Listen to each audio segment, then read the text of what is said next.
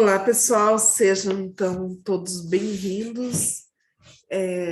Esse é o primeiro vídeo do nosso canal, então eu vim aqui para falar um pouco com vocês sobre basicamente sobre uma pesquisa que eu estou fazendo. Mas antes de chegarmos à pesquisa, eu queria explicar para vocês um contexto, né, do porquê que eu estou desenvolvendo esse trabalho, há quanto tempo que eu venho desenvolvendo esse trabalho e principalmente o porquê. Bom, tudo começou quando eu estava com um processo, parece estranho, mas tudo começou quando eu estava num processo de depressão. Eu comecei a buscar fontes de conhecimento e essas fontes de conhecimento me trouxeram para a educação clássica.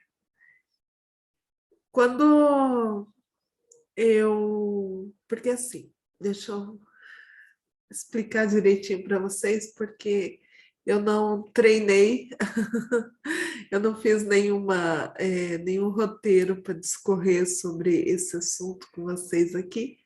Eu só estou explicando, né? Para se tornar uma coisa mais natural também, até mesmo porque eu não gosto muito de fazer roteiros, nem seguir, né, certinho. Não para esse tipo de coisa, porque eu vejo que existem muitos vídeos gravados aí na internet fora, e a maioria deles é todo maquiadinho, e a gente percebe que às vezes eles maquiam demais. Então eu vim aqui para soar para vocês o mais natural possível, né? Para que eu possa realmente contar aquilo que aconteceu. Não adianta a gente querer maquiar, né? O nosso passado. Isso é digamos assim, é um dos primeiros pontos da honestidade intelectual. Então, assim, a gente saber onde a gente está e saber de onde a gente veio, esse é o primeiro ponto da honestidade intelectual que a gente tem que visualizar para ver se a gente realmente está sendo honesto, não só conosco, mas com todas as pessoas que estão à nossa volta. Então, assim, eu iniciei os meus estudos aos 33 anos, quando eu encontrei o Olavo de Carvalho, e eu o encontrei devido a uma busca minha. Por quê? Eu escrevo coisas desde os 14 anos de idade. Textos, poesias, pensamentos, leituras e tal. Tenho vários cadernos escritos. Esses cadernos eu jamais vou mostrar para alguém, porque são coisas de criança, coisas de adolescente, mas assim, o meu amor pela leitura e pela escrita, ela vem desde aquela época. Só que com o decorrer das coisas, com o decorrer da vida da gente, nem sempre a gente consegue fazer aquilo que a gente sonhou em ser quando era criança, né? E a nossa vida acaba tomando os rumos diferentes. Então, eu com 14 anos, com 14, desculpa, não com 14, com 12 anos, eu comecei a trabalhar numa gráfica. A partir daí, eu saí dessa gráfica, fui trabalhar para um jornal, logo mais para frente fui trabalhar para outro jornal, e assim começou a minha vida dentro da propaganda, né? Até que, com 22 anos, então, eu iniciei os trabalhos de comunicação visual e tenho uma empresa hoje de comunicação visual até hoje. Não é uma empresa grande, uma empresa pequena, mas dá para a gente se manter Para mim é o que é que importa, no caso, né? Na parte profissional, digamos assim. Mas com 33 anos, ou 33 não, um pouquinho antes dos 33 anos, digamos assim, quando eu tinha uns 30 anos, o que aconteceu ali, especificamente?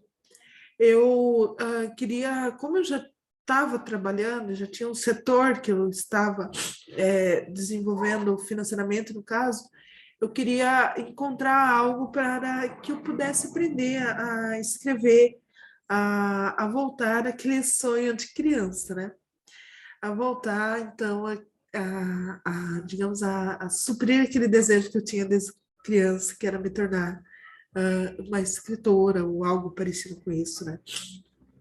Então, fui fazer uma faculdade de letras. Eu via, assim, com muita admiração os professores de letras quando eu era criança. Então, para mim, era um espelho de vida aqueles professores. Até hoje, eu nunca esqueço da minha primeira professora de português. Então, assim, para mim, era um espelho de vida ter aquela pessoa, conhecer aquela pessoa.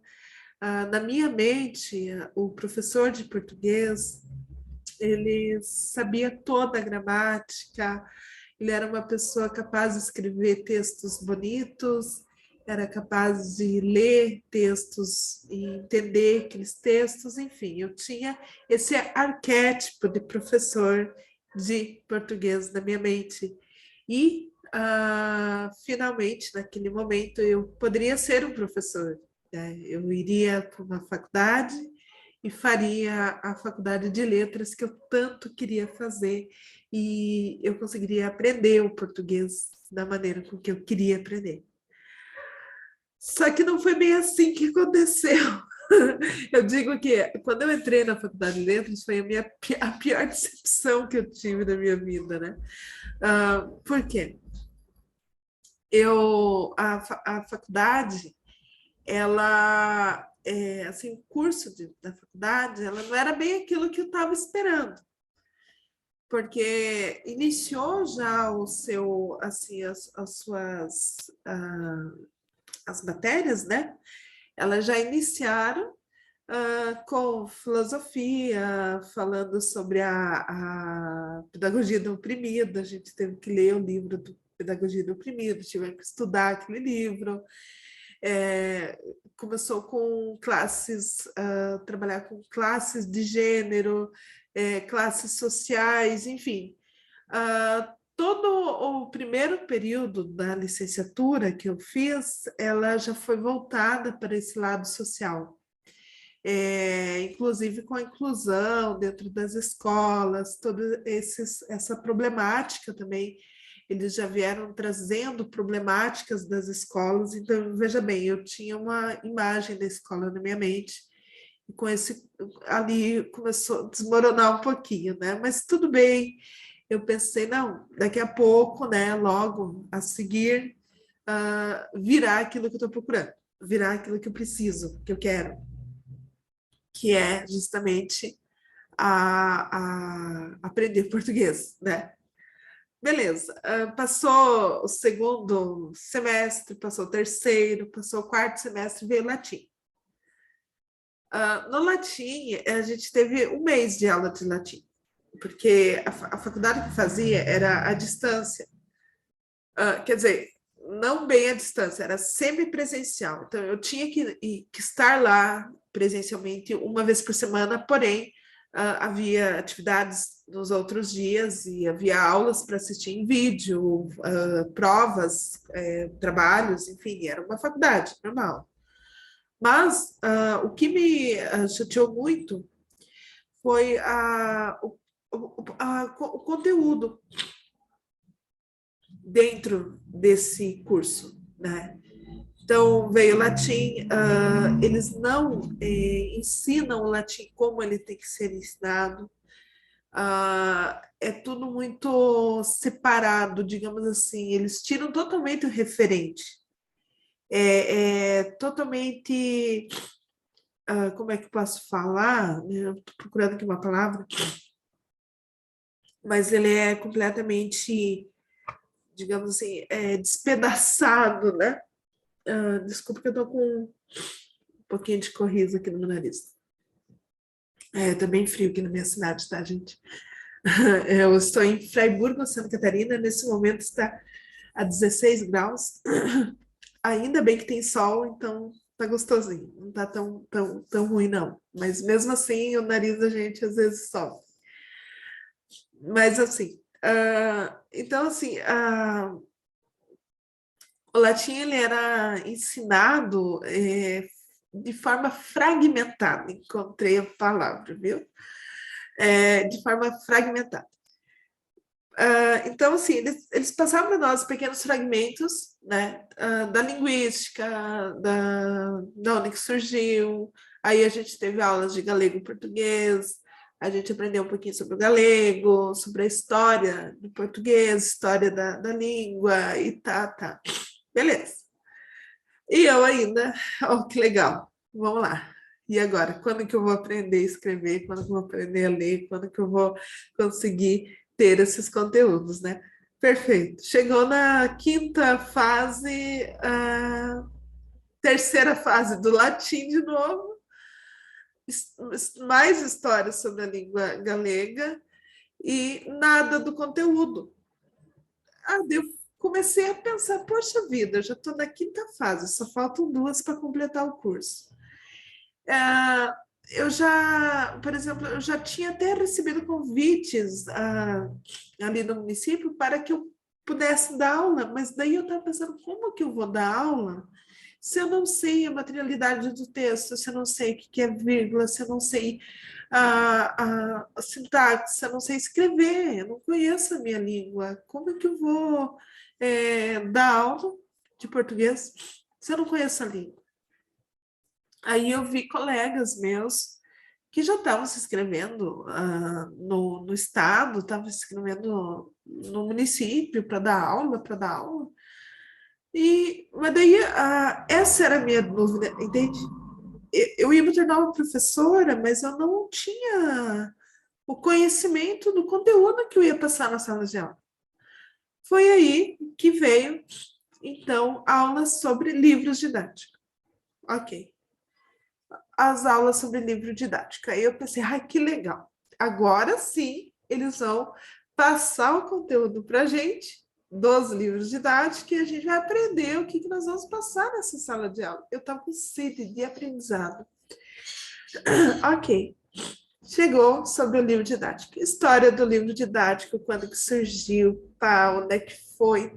Aí eles começaram a contar que em 1940 eles fizeram o Ministério da Educação, criou leis, né?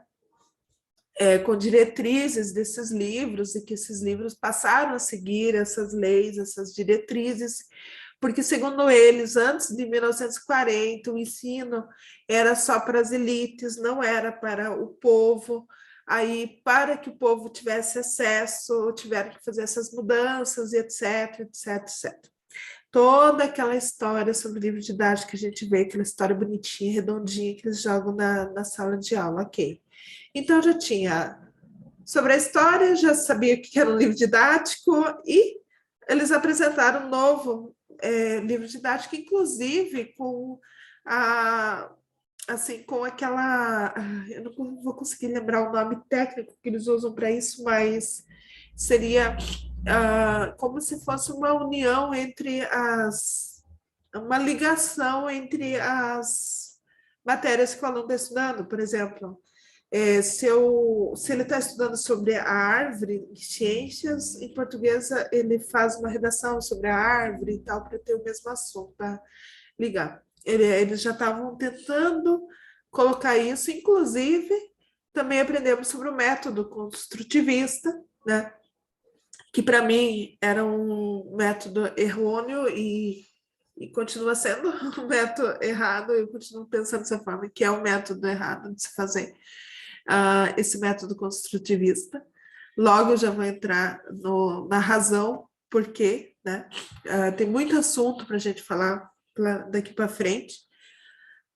Mas aí, só para me concluir a história, chegou no sexto semestre, terminei o sexto semestre e eu percebi que, na verdade, o que eles ensinam a gente a fazer é replicar aquilo que está no livro didático. Então, quando eu perguntei para o professor, para o nosso instrutor, né, que não era nem o professor, ele dava as aulas em vídeo, mas havia o instrutor da sala. Quando eu perguntei para o instrutor, ele disse, tá, mas como que nós vamos fazer isso? Como que eu vou chegar na sala de aula sem saber o conteúdo, né? Sem saber a base do português, a história do português, sem conhecer as gramáticas, porque eles simplesmente não entregam gramática, eles não ensinam você. Aí o professor falou: não, é fácil. Você pega o livro didático, você lê o que o livro didático está passando, lê aquele assunto do livro didático, você pesquisa um pouco sobre ele e você repassa o aluno. Ponto. Peraí. Aí a ficha caiu. Aí a ficha caiu de que eu não ia aprender o que eu queria aprender. Aí eu comecei a pesquisar e perceber que os cursos de licenciatura, eles ensinam o professor apenas a replicar uma informação que eles dão para o professor falar dentro da sala de aula. Aí eu descobri que dentro das universidades, na verdade, eles estão fazendo máquinas, eles estão fazendo robôs. Por quê? Aí que vem o pulo do gato. É que realmente eles não ensinam os conteúdos dentro da sala de aula. Mas o que eles ensinam é você simplesmente repassar aquilo que é dito. Com isso, eles conseguem o total controle sobre os assuntos que são repassados para um controle de massa. Aí eu pensei, não, isso é teoria da conspiração da minha cabeça. Como é que pode isso acontecer? O que eu fiz? Tranquei o curso, né? Saí daquele sistema e fui em busca de aprender o português sozinha, já que eu gastei uma nota e não consegui, então, aprender o que eu queria. Foi aí que eu comecei, então, a buscar cursos alternativos de gramática, cursos de português e todas essas coisas. Quando foi que eu encontrei a Confraria do Rio Grande do Sul, hoje é o Instituto São Vitor, na época era Confraria de Artes Liberais, eu não sei se eles usam ainda esse nome ou não, mas eles fizeram um congresso de Trivium, foi o primeiro congresso de Trivium que eles fizeram. Eu acompanhei de forma online esses congressos e eu simplesmente me encantei, né, com tudo que eles estavam falando ali. Aí eu comecei a perceber que eles já tinham tido essa experiência que eu tive, decepcionante com as universidades, e eu comecei a perceber que o verdadeiro conhecimento, ele não está ali dentro, né? Ali, a universidade, ela pode te dar algumas informações, é lógico, mas, assim, pode te dar um diploma, mas ela não te dá a instrução necessária a qual a gente precisa para a nossa vida, para o desenvolvimento e para o aprendizado verdadeiro, né? A educação clássica, ela simplesmente foi extinta das nossas salas de aula, extinta de tudo. Então, eu digo assim que toda a escola, ela não está ligada à realidade e tudo isso começou com o controle do livro didático, e é aí que entra a minha pesquisa. Bom, eu comecei a estudar, então, junto com a confraria, né? Foi ali que eu tive assim, que eu vim saber, então, para que servia o latim, especificamente, né?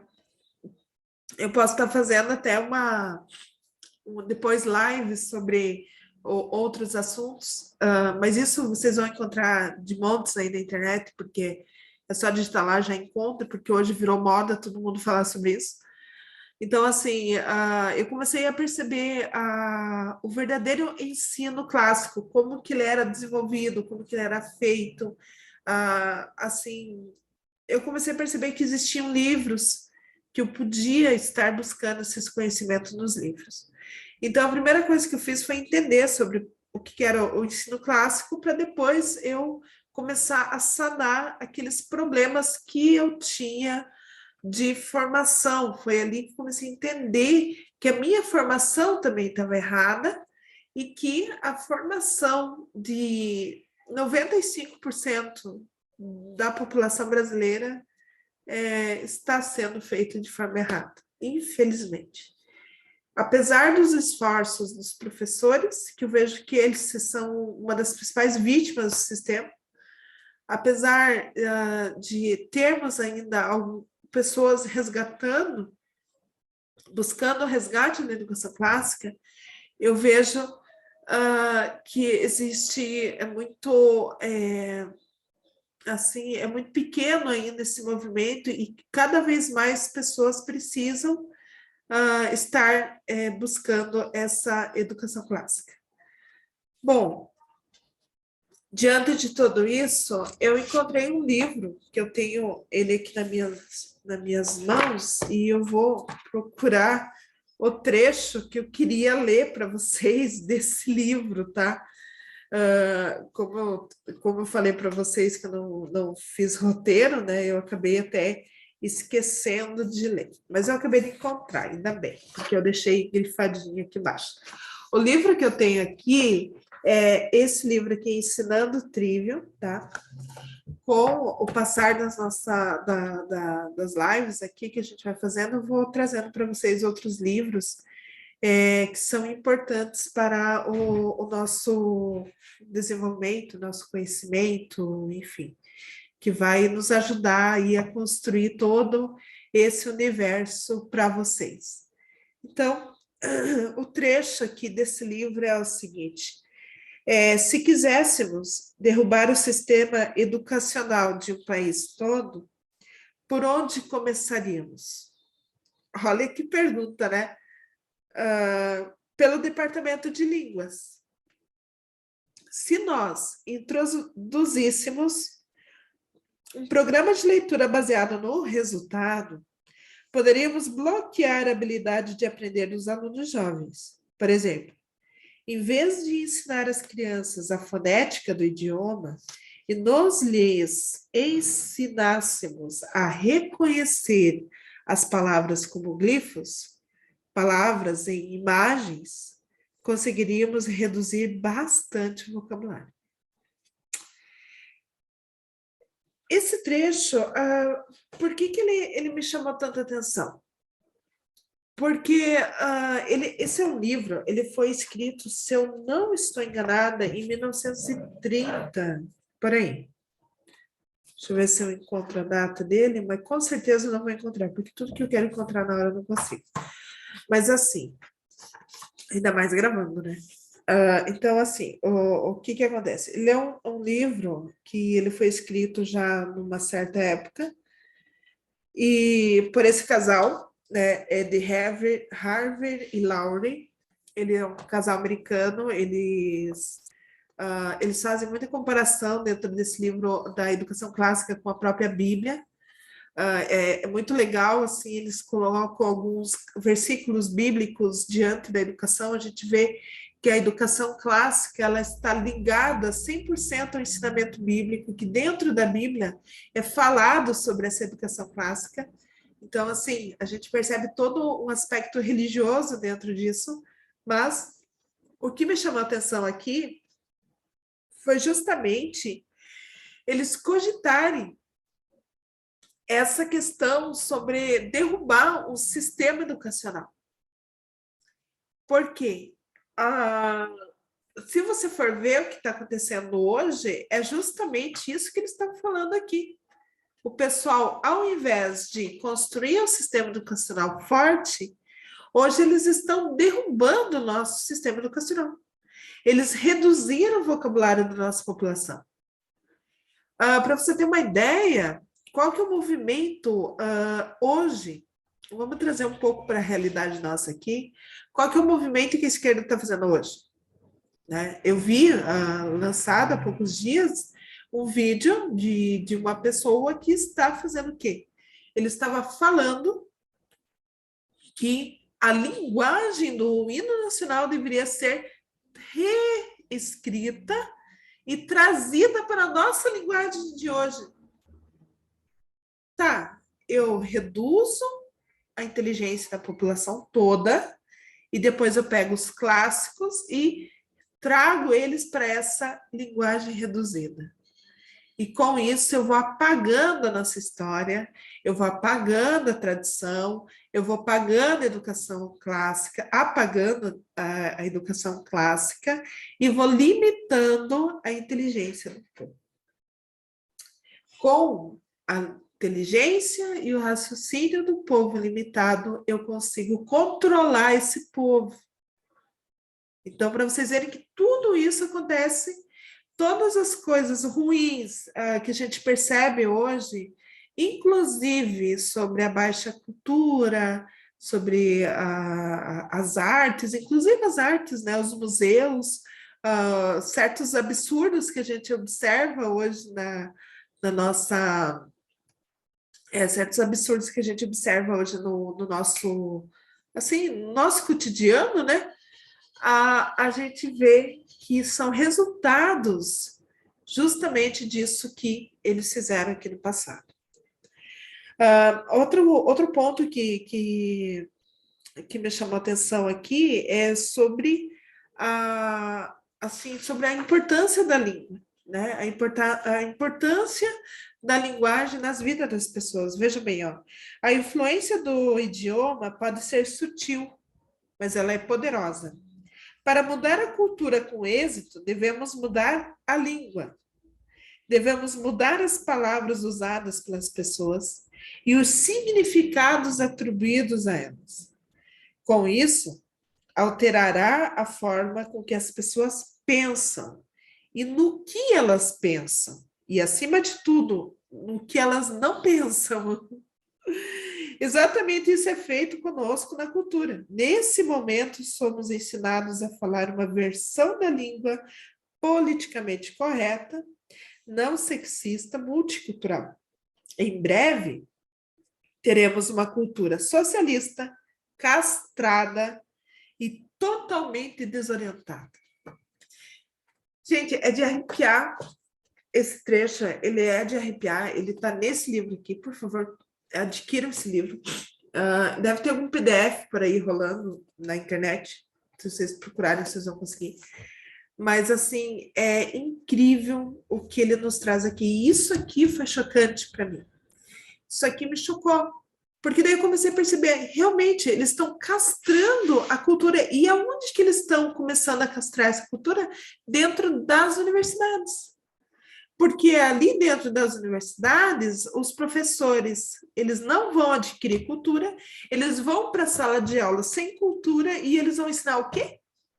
Aquilo que o governo quer que eles ensinem. Apenas aquilo. Então, o livro didático se torna rei, ele se torna uma ferramenta de controle em massa. Com isso, eu comecei a fazer minha pesquisa sobre o livro didático. Ali que comecei a perceber. Aí, deixa eu pegar aqui para vocês, só um minutinho. Eu comecei a pegar livros. Ó, esse aqui é um livro didático, ele foi escrito em 1913. Ó, não sei se dá para ver aí. Mas ali, ó, acho que não, se não consegui enxergar. Ali, ó, 1913, aqui embaixo, ó, 1913. Ele tem o selo, ele é um livro centenário, ele tem até o selo da escola que ele era que ele fazia parte dessa escola, Livraria América, de Porto Alegre, é uma escola de Porto Alegre que ele fazia parte. Tem até uns grifos aqui de um aluno, imagina, um livro centenário de um aluno de 100 anos atrás utilizou esse livro para aprender. Aí, eu percebi que o que acontece? Esses livros aqui, eles foram modificados a partir de 1940. Foi ali que começou o controle, né? O controle educacional. Em 1932 foi criado o Ministério da Educação e até 1940, então, eles organizaram todo um esquema para o Ministério da Educação ter o total controle sobre nossas escolas. Hoje, todas as escolas que são registradas no MEC, elas elas precisam estar desenvolvendo matérias obrigatórias, aulas obrigatórias, os diplomas só são válidos através do MEC por conta, se cumprir esses paradigmas, né? E eu estava olhando, por exemplo, na faculdade, naquela curso que eu fiz, os cursos que eu estava fazendo eram todos, as matérias que eu estava fazendo eram as matérias obrigatórias. Então, não tinha nenhuma matéria obrigatória onde ensinasse a pessoa o que é objeto direto, o que é objeto indireto, o que é sintaxe, enfim. Então, foi ali que eu comecei a minha pesquisa. Eu consegui, assim, sanar um pouco do meu desconhecimento do português através do estudo das línguas clássicas, através do latim e através da própria gramática. Inclusive, hoje eu faço parte de um grupo que estuda gramática, o Partes, Palavra e Arte. Vocês podem encontrar lá, www.partespalavraearte.com.br. É um portal lindo, maravilhoso, que com o nosso incrível professor Herbert Mandini, ele é um gramático fantástico, que ele aprendeu a trabalhar com as línguas clássicas e ele está ensinando nós da forma clássica de ensinar o idioma, e isso está ajudando muito, né, a aprender a escrever. Então, eu ainda sou uma aluna, né? Eu sou uma aluna ainda e eu acho que eu nunca vou parar de ser uma aluna, de escrever, de aprender. Só que hoje eu já posso passar alguma coisa para vocês. Um pouco daquilo que eu vou aprendendo, eu posso estar repassando para que vocês também venham a aprender, que eu acho que isso que é o objetivo. Por que eu vou estar estudando? Por que eu vou estar me dedicando se eu não repassar esse conhecimento e esses estudos para outras pessoas? Então, assim, essa pesquisa é justamente, então, é sobre esses livros didáticos. Só que temos um pequeno problema, que é o quê? Nós não conseguimos encontrar esses livros. Esse aqui eu consegui encontrar no Sebo. Na estante virtual também eu consegui encontrar alguns. Porém, o valor desses sebos é muito caro. E eu venho já bancando isso já faz tempo. E a gente está buscando agora... Desculpa, faltou um pouquinho de ar. A gente está buscando agora, assim, auxílio para quem puder comprar um livro, que compre e envie para a gente, ou se quiser enviar um valor, pode ajudar com valor também, sem problema nenhum. Ou então, quem tiver um PDF de livros antigos, pode enviar para nós. Quais os livros que nós estamos à procura? Estou à procura dos livros do Mário Bachelet. Se escreve assim, Mário Bachelet. Não sei exatamente como é que se fala, se é Bachelet, enfim, mas se escreve Mário Bachelet. Esses livros foram os livros traduzidos por ele e que era uma coletânea de livros que ensinavam a gramática, mas que esses livros foram reescritos em 1940. Então, o que acontece? Nós precisamos ter acesso a esse conteúdo escrito antes de 1940 para que nós possamos comparar com os livros que foram escritos depois de 1940. Então, fazer essa comparação é o nosso foco principal. Os livros que foram escritos após 1940, a gente ainda consegue ter um acesso mais fácil, o valor também é mais em conta, né? Já esses livros aqui são livros que estão sendo leiloados, são livros que estão nas prateleiras de livros raros, então eles se tornam mais caros, né? E é por isso que a gente está buscando, então, a ajuda de vocês aí para conseguir completar essa pesquisa, para que eu possa estar trazendo mais informações para vocês. Já faz em torno de 3 anos que eu estou desenvolvendo essa pesquisa, que estou trabalhando e estou estudando sobre isso, e eu espero aí contar com a ajuda de vocês. Bom, hoje eu contei um pouquinho, então, sobre a minha história, sobre o que me levou para as artes clássicas, falei um pouquinho sobre a pesquisa, e a partir dos próximos vídeos eu vou estar trazendo, então, algumas informações a mais para vocês sobre a própria educação clássica. Eu queria que vocês deixassem aqui no comentário também quais os assuntos que vocês gostariam que eu abordasse, porque realmente eu não fiz um roteiro, mas eu vou estar fazendo essa semana o roteiro dos próximos áudios para ver por onde que a gente vai começar. Porque é tanto assunto, é tanta coisa nova que eu estou descobrindo, e que a gente fica pensando, mas por onde que eu vou iniciar tudo isso? Como que eu vou passar tudo isso, pessoal, de uma maneira ordenada, né? Então, eu só sei que o próximo vídeo eu vou falar sobre a imaginação, sobre a imaginação educada, a importância de nós termos a nossa imaginação educada para os estudos e a importância da gente educar essa nossa imaginação, não só para os estudos, mas para a nossa vida também. Então, quando você educa o imaginário, você consegue ler melhor, você consegue se concentrar melhor, e a gente vai falar sobre o que foi que castrou nosso imaginário, onde ela foi castrada, e como que nós vamos fazer para recuperá-la, né? Então, esse é o tema específico do próximo vídeo, que eu ainda não sei exatamente a data que eu vou gravar, mas provavelmente vai ser semana que vem, mas eu vou estar passando para vocês, tá bom? Um grande abraço e fiquem com Deus.